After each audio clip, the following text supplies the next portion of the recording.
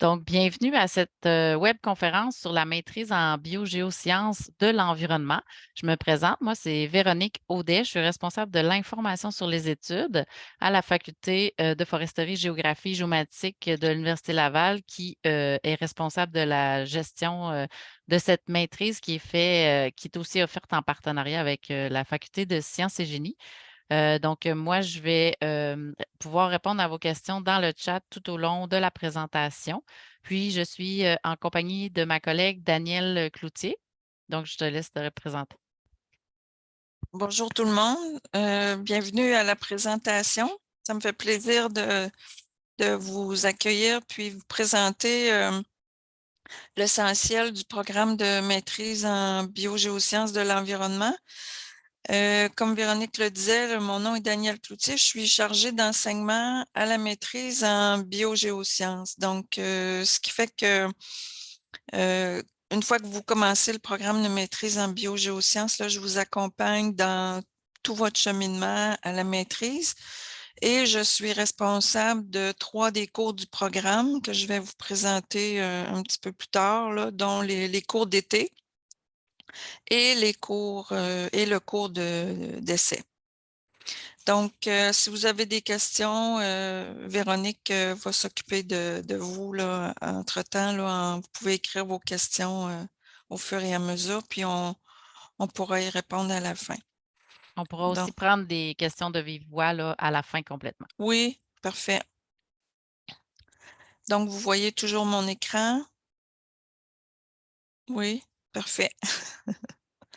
Donc, comme Véronique le disait, le programme de maîtrise en biogéosciences de l'environnement, c'est un programme multifacultaire, donc qui implique 2 facultés et 4 départements. Le département de biologie à l'Université Laval, de géographie aussi, de géologie et de sciences géomatiques. Ce qui fait que l'essentiel des cours de la maîtrise sont offerts dans ces départements-là et dans d'autres aussi, d'autres départements là, dont je vais vous faire part dans la prochaine diapo. La maîtrise en biogéosciences de l'environnement, c'est une formation qui est axée sur la carrière en environnement, donc avec un volet pratique qui est très présent, notamment dans les cours d'été, les cours intégrateurs du programme et par l'essai aussi que les étudiants font vers la fin du programme de maîtrise.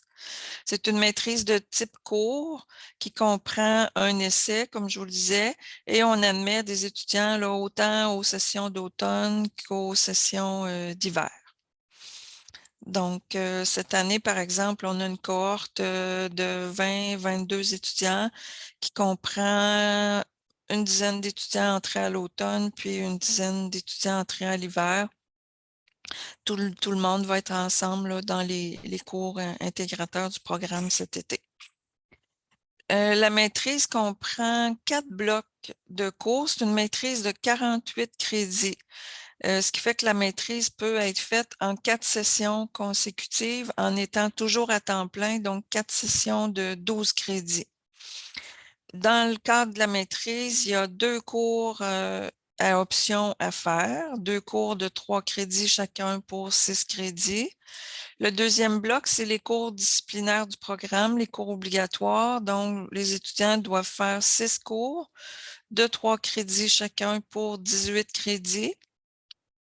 Les cours intégrateurs du programme, qui sont 2 cours d'été, sont de 6 crédits chacun, donc 2 cours de 6 crédits pour 12 crédits aussi, et l'essai, qui est un cours en quelque sorte, qui est votre projet de maîtrise que vous réalisez plus vers la fin du programme là, de votre cheminement à la maîtrise qui compte pour 12 crédits.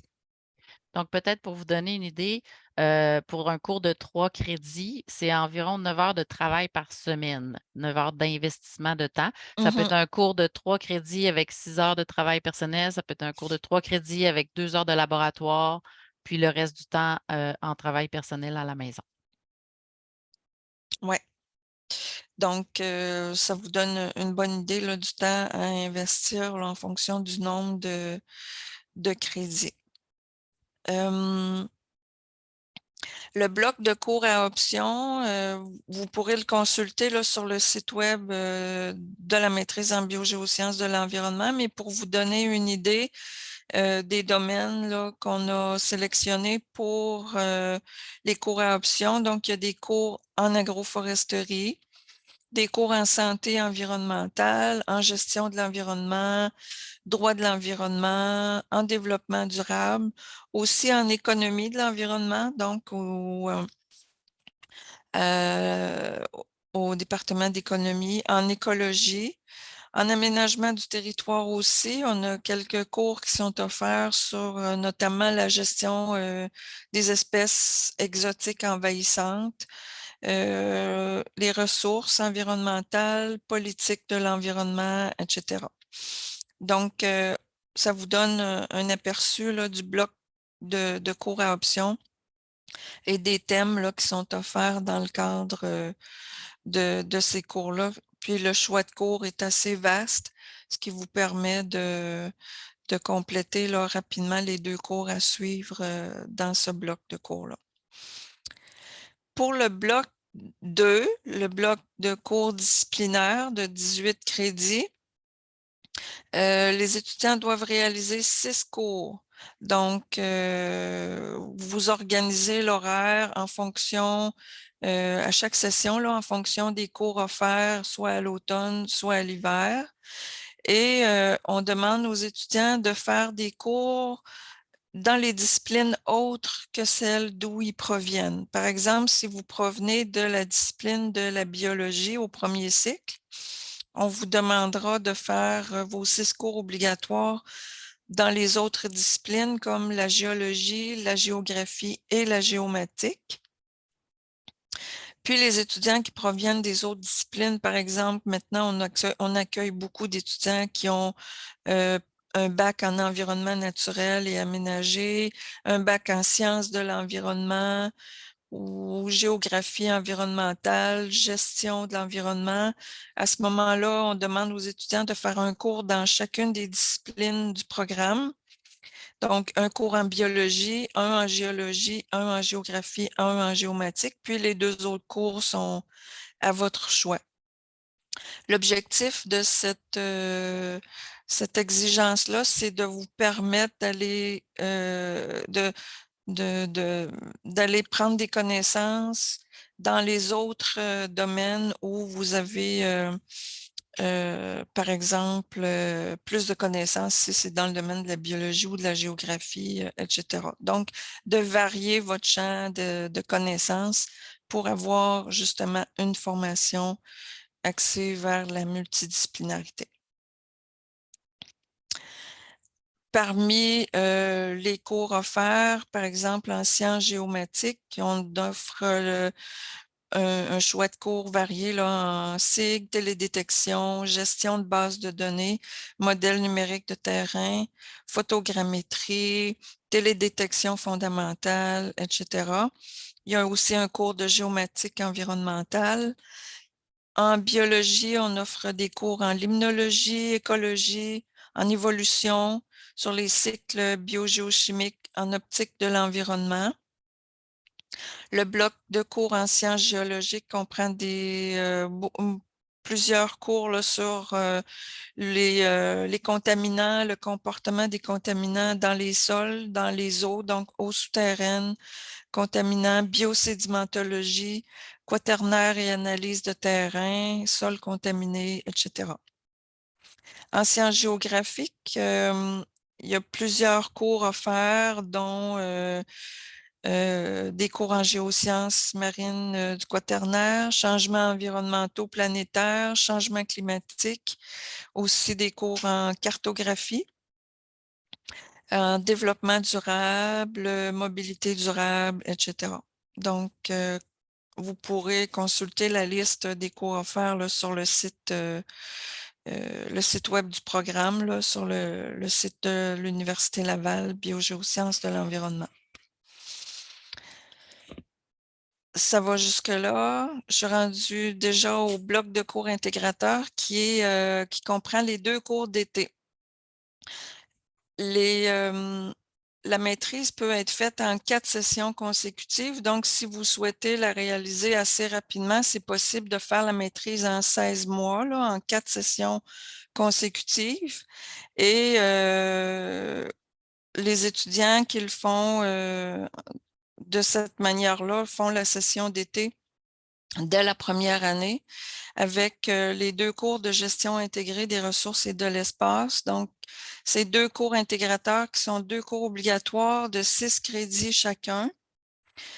Et ce sont des cours qui comprennent des ateliers, donc des travaux pratiques sur le terrain. Puis ces cours-là visent à vous donner vraiment une expérience de travail, de collecte de données sur le terrain en équipe. Vous récoltez vos propres données, vous analysez vos données, puis vous rédigez des rapports, vous présentez vos résultats. Il y a aussi des conférenciers invités. Le premier cours est de mai à juin et le deuxième cours est de juillet à août, jusqu'au début août. Et les cours sont le lundi et le mardi seulement. Donc, que ce soit des cours en présence, en classe avec des conférenciers ou des ateliers, les cours sont concentrés essentiellement les lundis et mardis. Et l'horaire des cours d'été vous permet, par exemple, d'avoir un emploi à temps partiel en plus de l'occupation que vous demandent les cours d'été normalement. Donc, ce sont 2 cours de 6 crédits, comme je vous disais, avec des ateliers qui portent sur des thèmes très variés. Donc, on a des ateliers en milieu naturel avec des caractérisations, c'est-à-dire des relevés là, sur le terrain, des relevés de végétation, d'eau souterraine, caractérisation de sédiments, caractérisation d'herbiers aquatiques, par exemple, sur les lacs, caractérisation de sol aussi, de milieux humides, caractérisation, quand je parle de caractérisation, ça veut dire d'aller sur le terrain, de prendre des relevés sur un sujet particulier, un thème en particulier, puis avec un protocole d'échantillonnage, de faire des relevés. Les projets sont souvent réalisés pour des organismes, par exemple des organismes de bassin versant qui nous demandent de réaliser en collaboration avec eux des projets. Donc, souvent, on est accompagné par des professionnels de l'environnement qui vont nous accompagner sur le terrain pour réaliser différents types d'ateliers. Il y a plusieurs projets donc de caractérisation, cartographie de milieux humides, cartographie aussi d'herbiers aquatiques en lac, revégétalisation de sites dégradés, c'est des projets qu'on a déjà faits. Les cours comprennent également des professeurs, des professionnels du milieu privé, gouvernemental aussi, des diplômés du programme ou de différents organismes qui viennent présenter en classe leur expérience, leur champ d'expertise, parler du milieu du travail en environnement, en quoi consiste le travail de professionnel de l'environnement, par exemple. Les cours d'été comprennent quelques visites. Outre les ateliers, les conférenciers réalise souvent des visites de sites, par exemple les visites des Marais du Nord en Rabasca avec l'organisme qui gère ce milieu naturel-là, qui est situé près de Québec, la ville de Québec, au lac Saint-Charles, qui est la principale source d'eau potable pour la ville de Québec. On visite aussi occasionnellement des parcs éoliens, des marais littoraux, donc tout ça dans le but de vous présenter différents milieux, différentes pratiques, problématiques environnementales pour vous familiariser avec le travail de professionnels en environnement. Et les cours intégrateurs, finalement, je dirais, sont axés autour des méthodes d'échantillonnage, de l'apprentissage de techniques d'échantillonnage, d'instruments, d'analyse en laboratoire aussi, et la rédaction des rapports qui est très importante là, en tant que professionnel de l'environnement. Donc, pour chaque thème vu sur le terrain, les étudiants rédigent des rapports d'équipe au cours de l'été. Ici, je présente différents thèmes abordés, notamment dans les cours d'été, mais en ce qui a trait au milieu aquatique principalement, donc qualité de l'eau, l'étude de la qualité des eaux de surface, les eaux souterraines, les bassins versants. Donc, on va sur plusieurs cours d'eau, les lacs.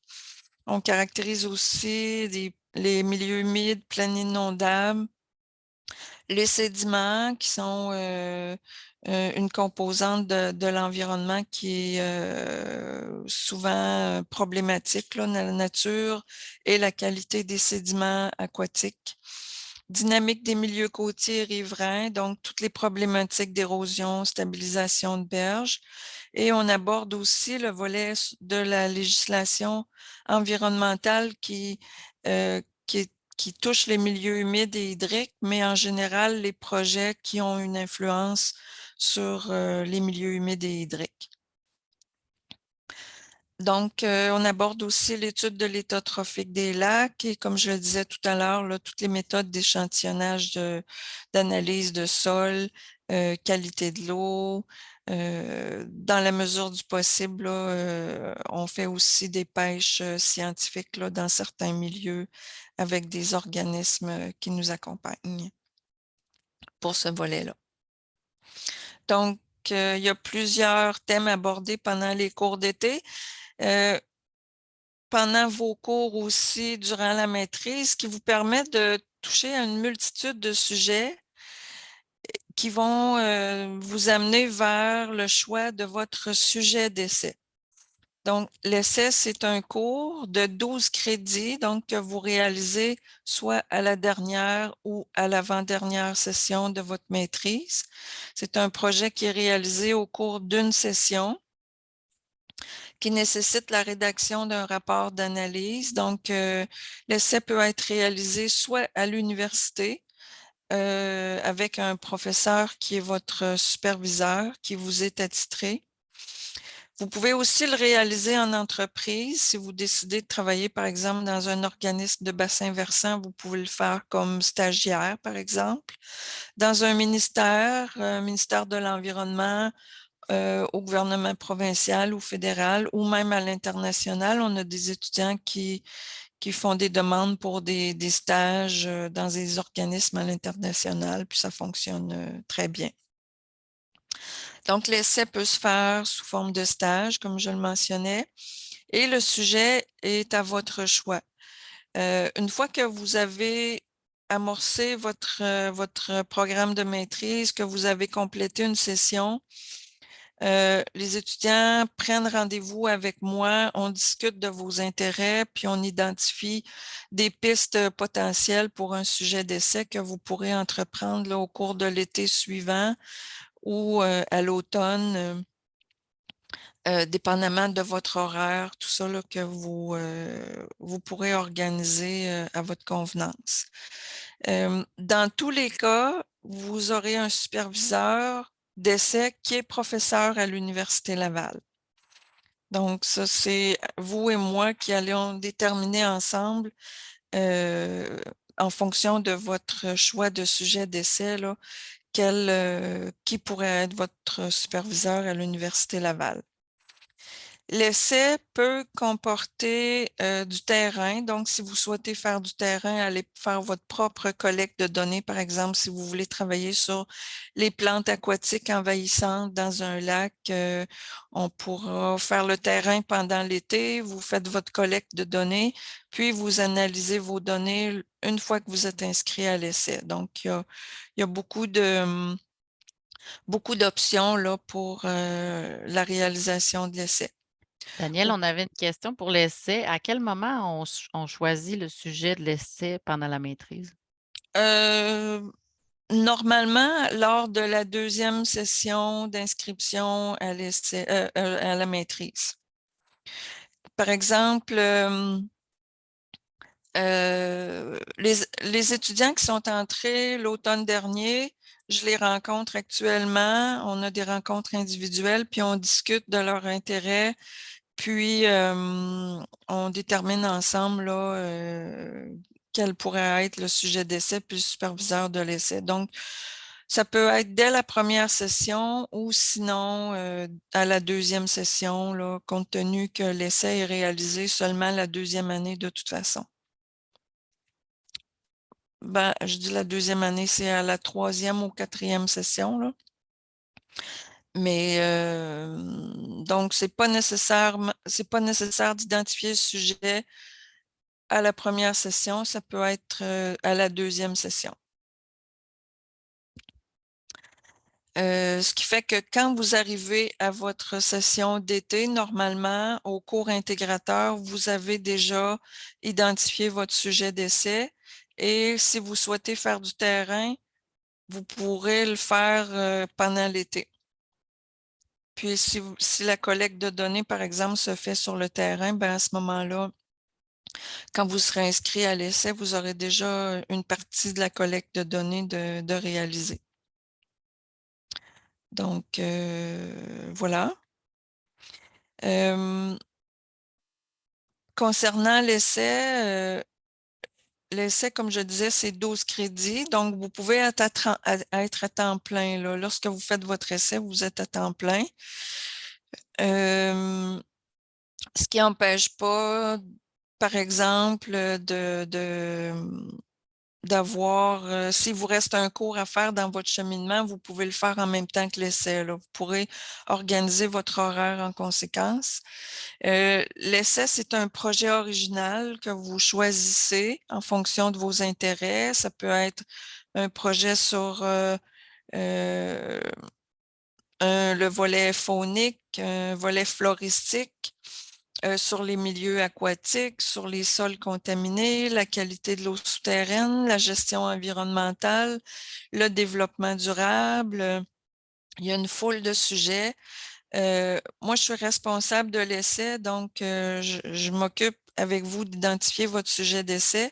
Puis, j'ai une liste de tous les essais qui ont été réalisés à maintenant là, que je fournis à tous les étudiants. Donc, ça vous permet aussi de voir ce qui est possible de réaliser là, comme sujet d'essai. Dans tous les cas, comme je disais, vous êtes supervisé par un professeur de l'Université Laval et à chaque année, on a la présentation des essais lors de la journée des biogéosciences de l'environnement qui, cette année, va avoir lieu en avril, le 27 avril 2023. Donc, si vous voulez assister, la formule cette année sera en présentiel, mais on pourra explorer aussi la possibilité de le faire en même temps en mode synchrone là, à distance. Donc, ça peut vous donner une bonne idée là, de ce qui est possible de faire. Lors de cette journée, les étudiants présentent leur projet qui est souvent pas nécessairement terminé, là, mais près de la fin. Et pour tous les étudiants qui réalisent la maîtrise en 5 sessions consécutives, on donne une bourse de 500 $. Donc, si à la fin de la 5e session d'inscription à la maîtrise, vous avez terminé et déposé votre essai en version finale et que vous avez complété votre scolarité, vous avez automatiquement droit à une bourse de 500 $. Alors, les principaux avantages du programme ont été sont relevés ici. Puis ça vient des étudiants là, qui ont été sondés au cours des années précédentes. Là, qu'est-ce qui, selon eux, représentait qu'est-ce qui étaient les avantages du programme. Puis ce qui ressortait le plus, c'est que le programme offre un volet multidisciplinaire important. Donc, dans toutes les sphères des sciences de l'environnement, la biologie, la géographie, la géomatique et la géologie. Le programme est aussi axé sur des problématiques environnementales actuelles, Dans tous les cours, vous allez avoir des études de cas avec des problématiques environnementales qui sont soulevées. C'est le cas aussi dans le cadre des cours intégrateurs où on fait intervenir des professionnels de l'environnement et on travaille sur des ateliers avec des organismes qui ont des besoins précis. Donc, c'est vraiment axé sur les problématiques environnementales actuelles. C'est une maîtrise professionnelle qui est appliquée, qui permet l'apprentissage de méthodes de travail, méthodes d'analyse, des instruments, autant de relevés de terrain, par exemple, sur la qualité de l'eau, des sondes de qualité de l'eau, différents types d'instruments relevés. Par exemple, l'été dernier, on a échantillonné les poissons pour une association de riverains dans un lac.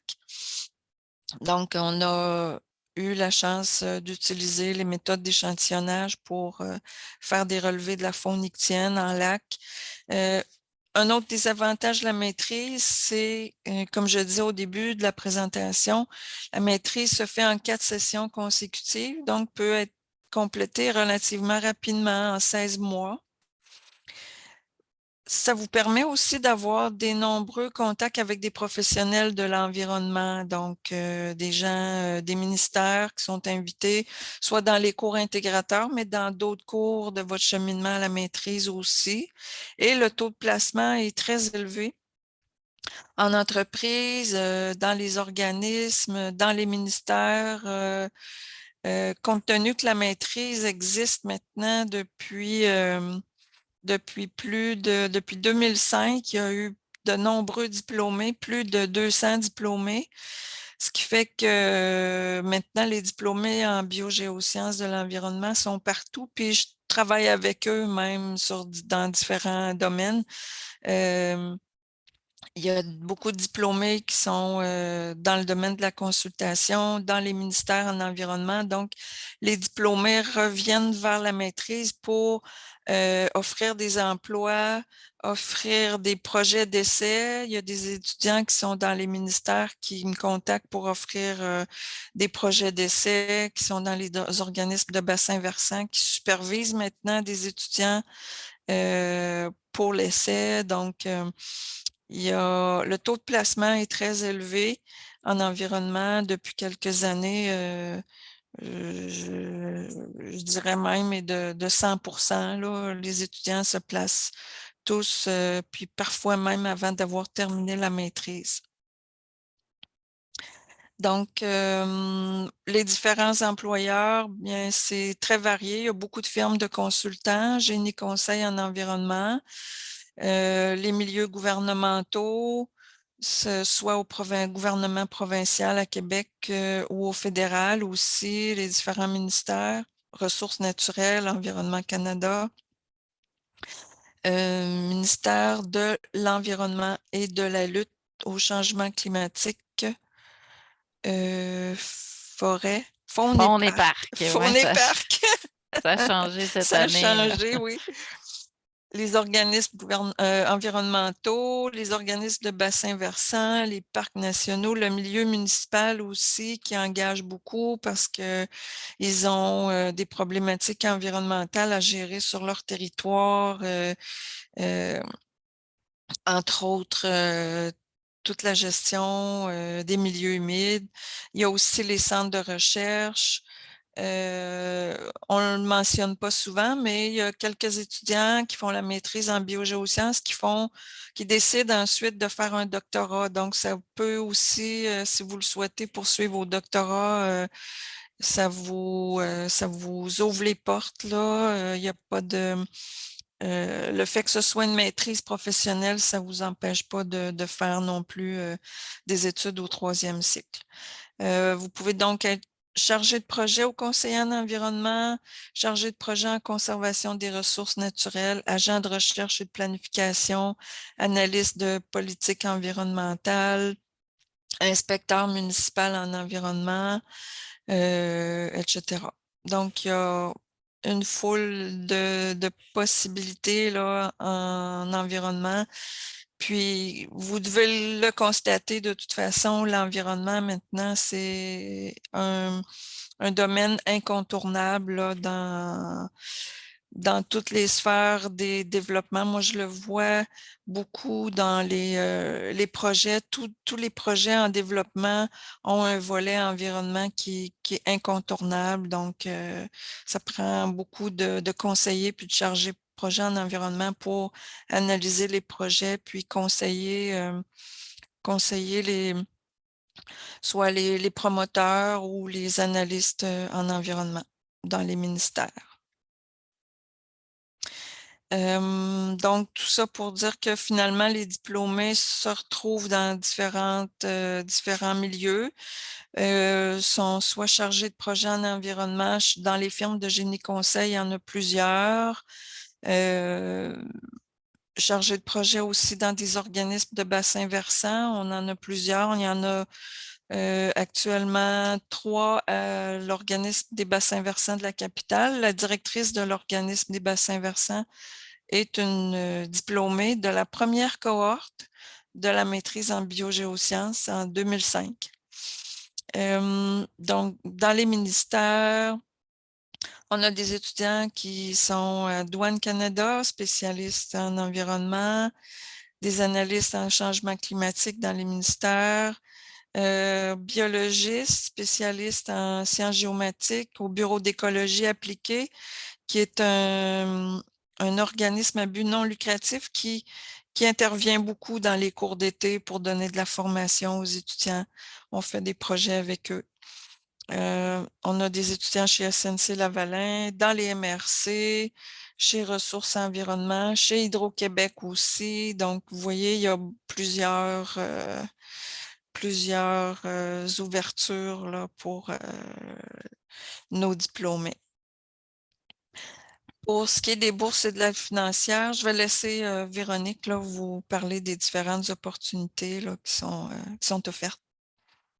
Donc, c'est ça, il y a la bourse citoyenne et citoyens du monde, volet excellence, donc qui est basée sur l'excellence académique des candidats. Donc, ça, c'est des bourses pour les candidats de l'international.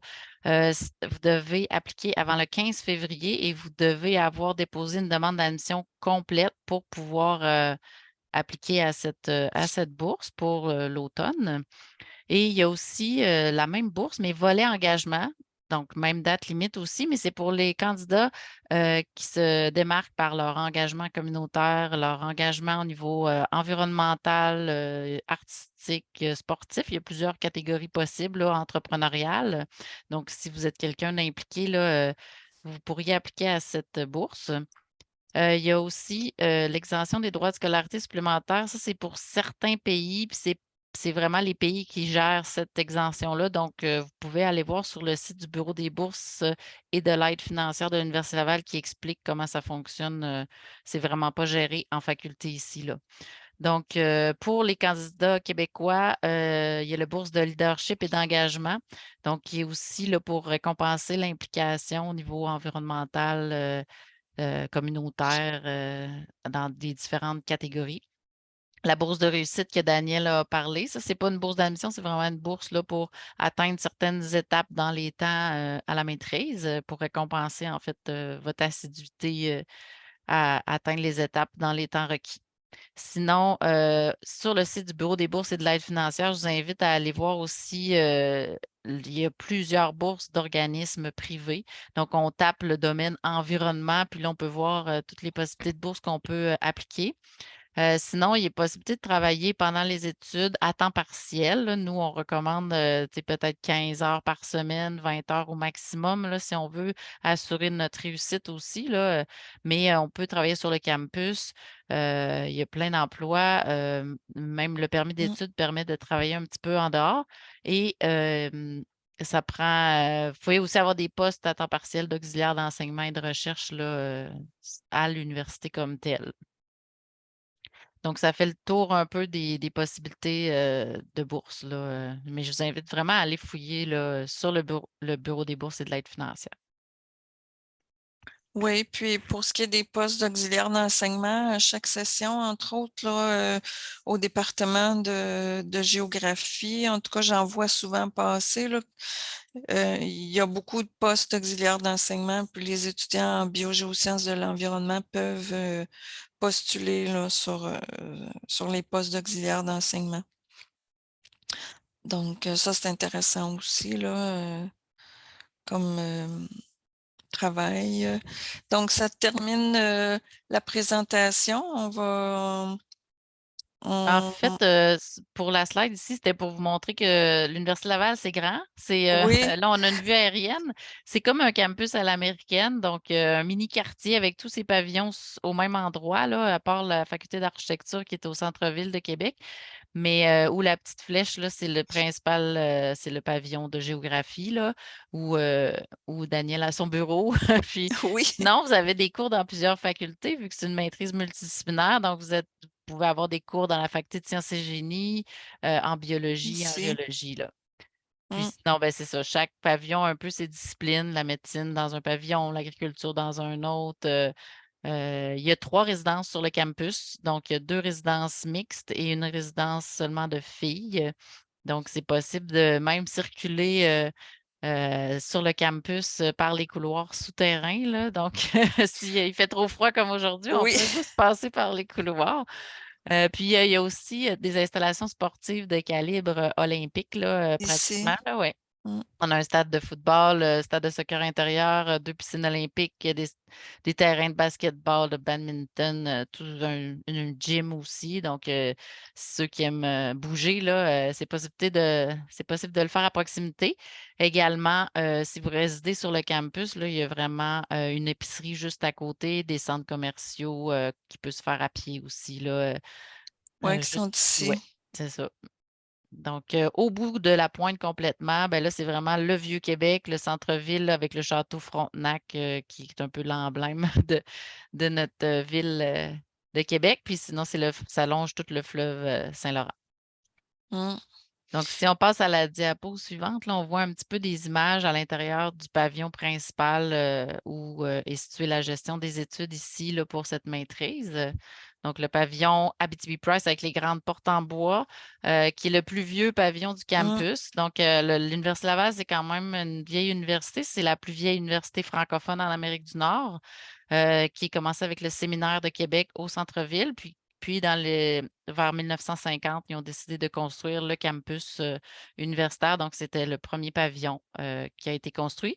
Puis l'autre que vous voyez, plus récent, 2005, construit tout en structure de bois du Québec. mm.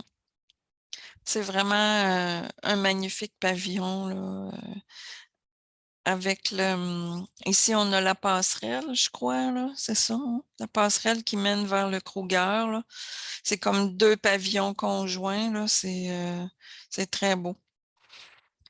Puis, on voit pas la dimension, là, ici, là, mais c'est impressionnant, là, la grandeur de la porte, là. On n'a pas d'échelle, mais je veux dire, mais c'est vraiment magnifique, un bel endroit. Des portes en chêne. Oui, massif, c'est très lourd. Hem Donc, on est à la période de questions. Je vous présente ici ben, vos principales ressources. Si vous avez des questions, n'hésitez pas à nous contacter. Marc-André Bourgault est directeur du programme par intérim. Euh, mais moi, Daniel Cloutier, chargé d'enseignement, et Véronique. Donc, vous pouvez nous contacter si vous avez des questions là, via l'adresse courriel ici. On répond aux questions là, assez rapidement. Là, si vous avez d'autres questions là, auxquelles vous ne pensez pas aujourd'hui, on pourra y répondre ultérieurement avec plaisir. Donc, je vais arrêter le partage. Euh, j'ai vu qu'on avait beaucoup de questions. On peut certainement passer à travers quelques-unes. Oui, j'en avais noté que je n'avais pas répondu. Donc, qui trouve les stages? Je crois que, ben, en fait, toi, tu aides beaucoup les étudiants à trouver leur stage, ben, Oui, leur essai, là, stage, s'ils veulent le faire sous forme de stage. Oui, en fait, comme je disais tantôt, là, ben, les étudiants qui rentrent à l'automne, je les rencontre à la session d'hiver pour identifier le sujet d'essai. Ceux qui entrent à l'hiver, je les rencontre aussi à l'hiver. Donc, dès la première session, on a des rencontres individuelles. Des fois, je rencontre 5, 6, 10 étudiants par jour. Donc, puis on se rencontre à chaque semaine. Donc, ça va assez vite là, pour identifier le sujet d'essai. Vous avez la plupart des étudiants arrivent avec une idée qu'on explore, puis c'est pas très long là, qu'on identifie un sujet d'essai. Puis des fois aussi, j'ai déjà des sujets à proposer. Il y a des employeurs qui me contactent, des organismes. Donc, j'ai une banque de sujets d'essai que quand je vois que c'est près de vos intérêts, là, je peux proposer des choses déjà, là. Puis au niveau de l'essai, ben, peut-il se faire à distance? À mon avis, oui.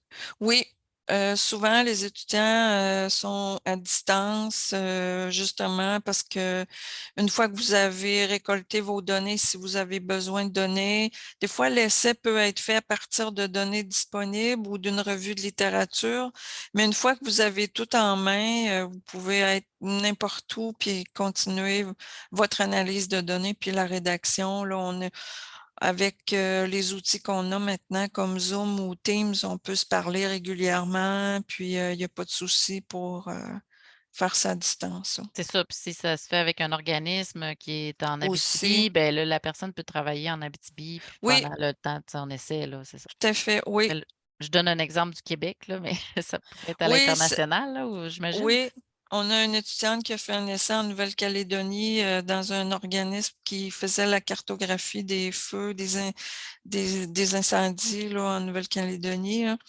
Puis, elle est partie, pendant 6 mois là-bas, puis, ça a très bien été, là.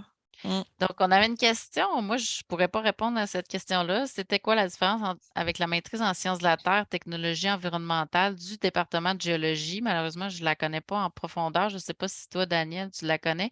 Mais là, semble dire que les descriptions, domaine d'expertise et perspectives d'emploi étaient un peu semblables, puis plusieurs cours font partie des deux cursus. Mais j'imagine qu'il y a quand même des différences dans les cours, comme nous, on a des cours en agroforesterie, foresterie.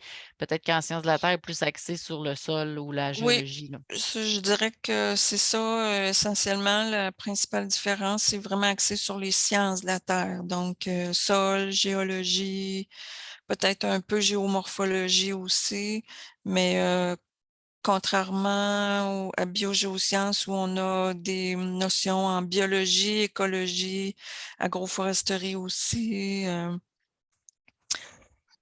ce serait d'après moi la principale différence là, parce que c'est une maîtrise professionnelle aussi, la maîtrise en sciences de la terre. Donc, on avait une question pour les bourses citoyens, citoyennes du monde. Quelqu'un qui a appliqué aux 2 volets, peut-il avoir les 2? À mon avis, là, ils vont laisser la chance au plus de monde possible, là, mais l'analyse ne se fait pas, ça se fait par le bureau des bourses, là, dans un premier temps. Puis, vu que la date limite, c'est le 15 février, donc l'analyse va commencer, après le 15 février. Donc là, je ne sais pas exactement dans quel délai ils vont pouvoir vous, confirmer si vous avez la bourse, ou pas. Donc, il y a un nombre de bourses limité par faculté, là. Mmh. C'est pas tout le monde qui peut l'avoir, c'est vraiment le meilleur dossier ou, tu sais, tout dépendant du nombre de bourses, là. L'année passée, on en avait une seule, à donner pour la maîtrise, en biogéosciences. OK. J'ai vu passer une question là, si, on admet des étudiants l'hiver. Oui, on admet des étudiants à la session d'automne et à la session d'hiver. Donc, il y a quelqu'un qui demandait c'est quand qu'il allait avoir un retour sur les demandes d'admission de l'automne. Donc, en ce moment, ben, c'est parce que là, on finissait de traiter celle de avant Noël, on finissait de traiter celle de l'hiver. Là, on a commencé, celle pour l'automne. On est rendu à tous ceux qui ont déposé avant Noël environ. Là, on a pas mal tous traité ceux qui avaient déposé avant le mois de janvier. Donc là, on va entamer ceux qui ont déposé depuis janvier, là. Il y a énormément de demandes d'admission, là, donc c'est assez long de toutes les traiter, là. Mais on essaye de répondre, prioritairement là, à ceux qui sont à l'international étant donné les délais pour obtenir le permis d'études, qui peut prendre jusqu'à 6 mois dans certains cas, puis dans certains pays. Donc, Mmh. Ouais. Je voyais une question là, sur les critères de bourse. Je pense qu'il faut regarder sur chacune des bourses, là, voir c'est quoi les critères là, pour l'attribution des bourses, là. Oui, c'est ça. Pour les bourses citoyens citoyennes du monde, il faut remplir un formulaire, donc il y a des questions à répondre. Le volet excellence, c'est les meilleures notes, puis le volet engagement, ben, ça va être selon, votre niveau d'engagement puis tout ce que vous allez faire rayonner dans votre candidature, là. Mhm. Est-ce que c'est possible de différer une admission? C'est possible seulement pour les différer, ça veut dire reporter votre demande d'admission. C'est possible de le faire seulement pour les candidats de l'international. C'est possible de le faire une seule fois gratuitement et c'est possible uniquement vers la session suivante d'automne. Donc, si vous avez appliqué pour l'automne, mais que vous voulez reporter à l'hiver suivant, bien là, il faut que vous redéposiez la demande d'admission puis vous payez. Mais dans tous les cas, on réanalyse à chaque fois votre demande, donc l'admission n'est pas automatique nécessairement, mais c'est fort probable. Si vous avez déjà été admis, c'est fort probable qu'on va vous admettre encore, là. Mais en tout cas, dans notre programme. Oui, puis on n'évalue pas les demandes dans les autres programmes, là. C'est vraiment biogéosciences. Par exemple, pour sciences géomatiques, c'est quelqu'un d'autre qui évalue les demandes, je suppose. Oui, c'est ça. Ben, en fait, c'est chaque directeur de programme ou directrice Mm, qui décide de l'admissibilité, qui analyse le dossier. OK. Donc, quelqu'un qui a postulé en janvier, ben, comme je disais, là, c'est ça, on est rendu là, à analyser celle de janvier. Pour l'automne. Et si j'ai mon certificat d'études prouvant que j'ai bouclé mes 5 années et que j'ai pas encore eu mon diplôme, cela pose-t-il problème? Non, mais en fait, votre admission va être conditionnelle, à la réussite, de votre formation ou à l'obtention de votre diplôme comme preuve, là. Mais vous pouvez déposer quand même votre demande d'admission si vous n'avez pas encore le diplôme en main. Quand on dépose une demande d'admission, il y a possibilité de mettre des justificatifs aussi à côté de nos documents, là. Donc, c'est possible d'avoir la présentation. Ben, en fait, on va vous transmettre l'enregistrement de la présentation, là. Mhm. Ouais, tout à fait. Puis j'ai vu une question là, sur les programmes qui sont admissibles, les gens admissibles pour la maîtrise en biogéosciences. C'est très diversifié, là. On admet des étudiants de plusieurs domaines, donc vous pouvez déposer une demande d'admission, puis votre dossier va être évalué, là. Ça peut être si vous venez des domaines de, de la santé, même des fois, on admet des étudiants qui ont fait des études en santé, en biologie, dans le domaine des biologie végétale. C'est très diversifié, là. Vous pouvez déposer une demande là, si vous n'êtes pas certain ou nous contacter là, pour voir si votre programme vous permet d'intégrer la maîtrise en biogéosciences, puis on pourra vous répondre là, par courriel. Est-ce qu'il y a une date limite pour la demande d'admission pour l'automne? Ben, pour les candidats de l'international, la date cible, c'était le 1er février. Vous pouvez vous déposer encore jusqu'au 1er mars, mais comme je vous dis, c'est surtout pour les délais d'études. Les candidats français, ça peut prendre moins de temps pour obtenir leur permis d'études, là. Mais pour les Québécois, vous avez jusqu'au 15 août pour déposer une demande d'admission, donc 2 semaines avant le début des cours, là, on en prend Hum, encore. C'est sûr que l'idéal, c'est le plus tôt possible là, pour avoir de délai dans le traitement de votre demande d'admission, mais on peut décider plus tard là, pour les Québécois, étant donné qu'il n'y a pas de permis d'études à avoir puis que le programme est non contingenté. Quels sont les critères pour être sélectionné? Ben, c'est sûr que, faut avoir d'excellents rapports d'appréciation, une très bonne lettre de motivation. Je n'ai pas écrit là, mais les lettres de motivation, c'est important de ne pas avoir de fautes, de relire sa lettre de motivation, de refaire la syntaxe parce qu'on sait que vous allez devoir écrire des rapports justement, comme Daniel a dit. Donc la façon dont vous écrivez votre lettre de motivation est très importante dans l'évaluation de votre dossier. Et puis, dans le fond, les relevés de notes, ben, pour les Québécois, c'est minimum 3 sur 4,33. Et ça, pour les candidats étrangers, là, c'est minimum 12/20, là, mais on essaie d'aller vers le 13 et le 14/20 là, en moyenne dans les dossiers parce qu'il y a énormément de demandes. Mais c'est, comme je disais, c'est l'ensemble du dossier qui est pris en compte avec une moyenne minimale pour être admis. Le report de session de l'automne 2023 à l'hiver 2024 prend moins de temps pour étude de dossier. Ben, si vous vous demandez un report, ben, en fait, comme je le mentionnais, le report vers la session d'hiver ne peut pas se faire gratuitement. Vous devez redéposer une demande d'admission. Puis moi, je vous recommande de nous informer quand vous avez demandé un report au registraire. Le report, je vais vous l'écrire, l'adresse là, à qui envoyer la demande de report avec votre NI, avec votre nom, le programme que vous voulez reporter. En fait, il faut que vous ayez eu une offre d'admission. Si c'est un report gratuit, là, il faut que vous ayez Mhm. eu une offre d'admission dans le programme que vous voulez reporter. Puis vous devez écrire à secteur 1 à commercial reg.ulaval.ca. Puis moi, je vous recommande de nous mettre en CC à la faculté pour qu'on soit au courant que vous avez demandé une demande de report. C'est plus facile pour nous d'aller voir votre dossier tout de suite puis de refaire votre offre d'admission si vous aviez déjà été admis, là. Donc, est-ce qu'il est possible d'effectuer les recherches de doctorat? Donc, on avait eu la même question pour une étudiante plus haut, là. Donc, nous, à l'Université Laval, c'est possible. Je ne sais pas si toi, tu as des cas d'étudiants qui ont continué au doctorat. Bien, si on trouve un professeur qui accepte de nous encadrer au doctorat, il n'y a aucun problème, même si c'est une maîtrise professionnelle. Pour les autres universités, je ne peux pas parler, là, parce que ça dépend. C'est vraiment l'important dans un doctorat, c'est de trouver prioritairement un professeur qui va accepter de nous encadrer dans notre thèse, là. Oui, depuis les tout débuts de la maîtrise en biogéosciences, il y a à peu près 6 ou 7 étudiants qui ont décidé de poursuivre au doctorat.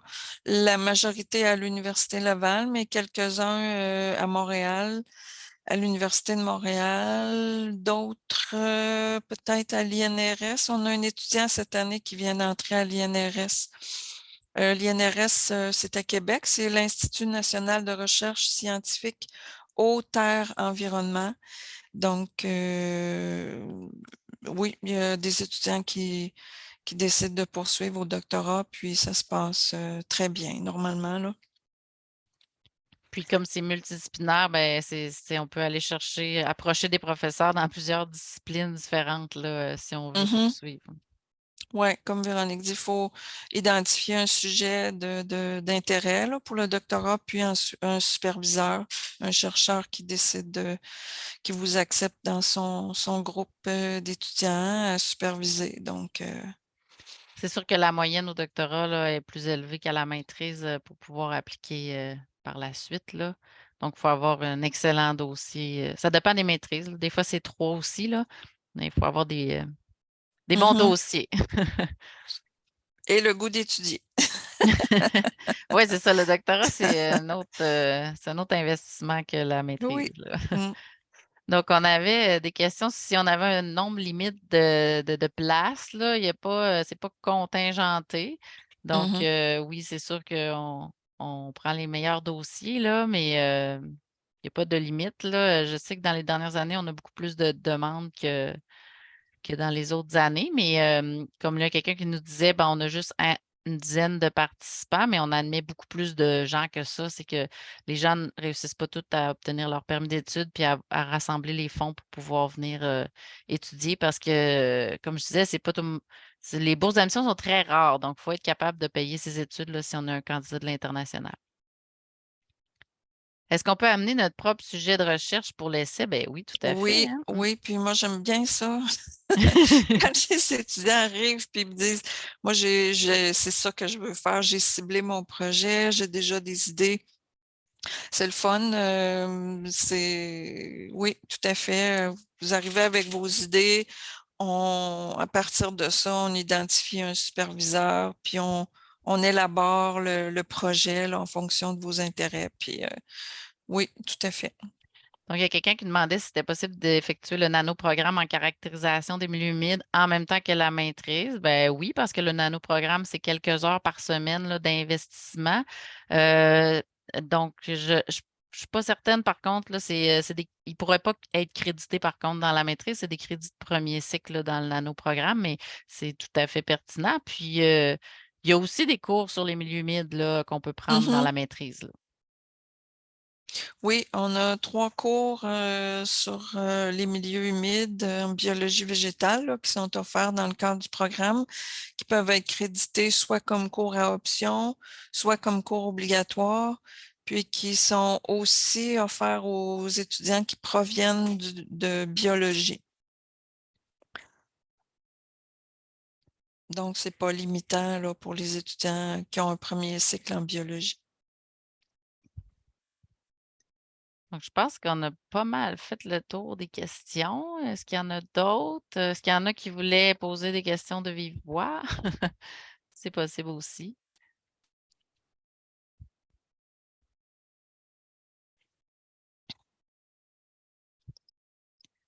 Je pense qu'on a quand même pas mal fait le tour, hein, Daniel? Je pense que c'était assez Oui, clair.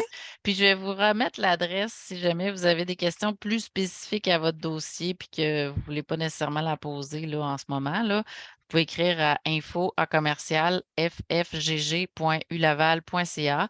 Et puis, si c'est une question sur votre dossier puis que vous avez déjà déposé une demande d'admission, merci de mettre votre NI dans le courriel parce que ça nous aide à, à retrouver votre dossier plus facilement. il y a quelqu'un qui nous dit qu'il n'entend pas bien. Ben, Je pense que c'est correct, hein? Tout le monde nous entend. oui, vous allez avoir accès à l'enregistrement. Véronique va le rendre disponible à tout le monde qui s'est inscrit à la présentation. Donc, Puis, ça va être sur YouTube aussi. oui, donc je vais rendre disponible là, le lien Zoom à tout le monde. Donc, vous allez pouvoir même revoir la transcription du chat parce qu'il y avait quand même pas mal de réponses et de questions dans le chat. C'est intéressant pour vous. Puis, c'est ça. Sinon, la présentation comme telle va être aussi sur YouTube.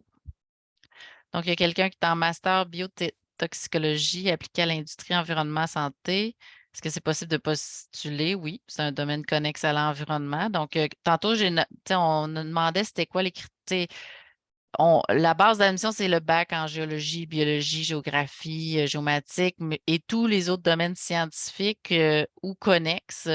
Donc là, c'est sûr que si on a un bac en histoire, ben là, c'est un peu plus complexe. Parfois, on va admettre certains candidats qui ont qui ont de l'expérience de travail en environnement ou qui ont une formation complémentaire quand c'est des domaines vraiment hauts, là, mais ça, c'est du cas par cas, vraiment, là. Mais sinon, toutes les maîtrises, les formations en environnement ou connexes au domaine, en génie aussi, c'est admissible. Oui, oui, tout à fait. Je pense que votre lettre d'admission est importante justement à ce niveau-là pour justifier, expliquer votre parcours, puis qu'est-ce qui justifie votre choix là, d'aller vers les sciences de l'environnement.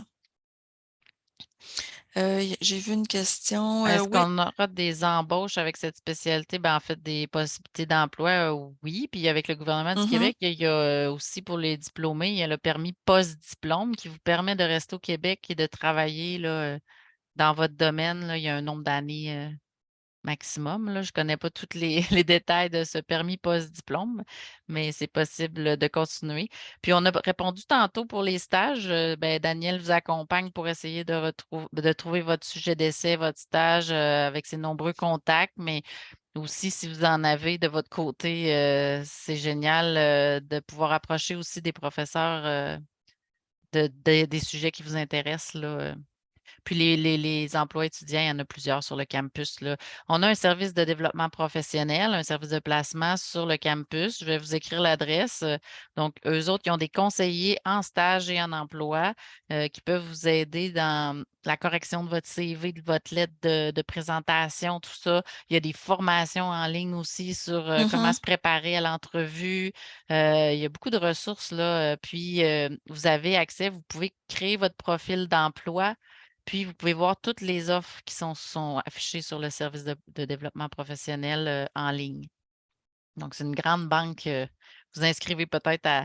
On peut s'inscrire puis recevoir juste les offres d'emploi en environnement, développement durable ou vous pouvez cocher biologie si vous vous intéressez à la biologie.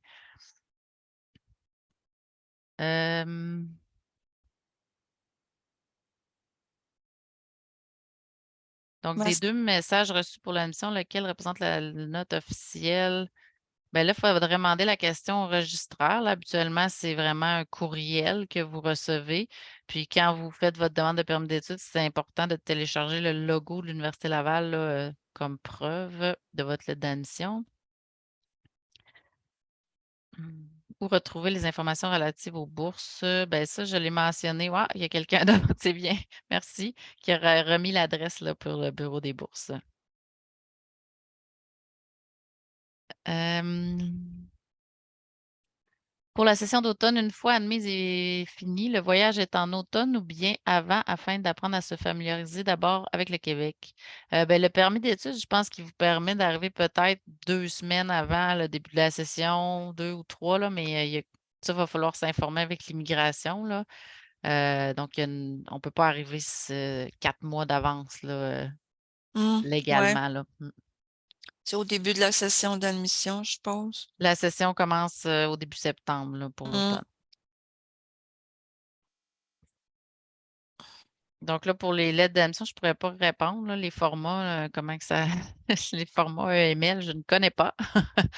Mais, c'est ça. Si vous avez des ouais. questions sur votre, admission, je vous invite à écrire au secteur 1 que j'ai mentionné tantôt parce que c'est vraiment le registraire qui gère l'envoi des lettres d'admission puis les questions, à ce niveau-là. Puis secteur 1, c'est vraiment, plus un secteur spécifique à nos programmes d'études à nous, là.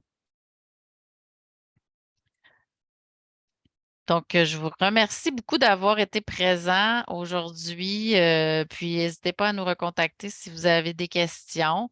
Ça va nous faire plaisir de répondre, moi ou Daniel, là, selon, selon la question. Donc je te laisse le mot de la fin, Daniel. Il y a une dernière question. Est-ce qu'on aura des embauches d'avenir avec cette spécialité? Oui, tout à fait. Je l'ai mentionné tout à l'heure. Le taux de placement des étudiants était en environnement, là, en biogéosciences est excellent. 100% des étudiants se placent, se trouvent un emploi assez rapidement.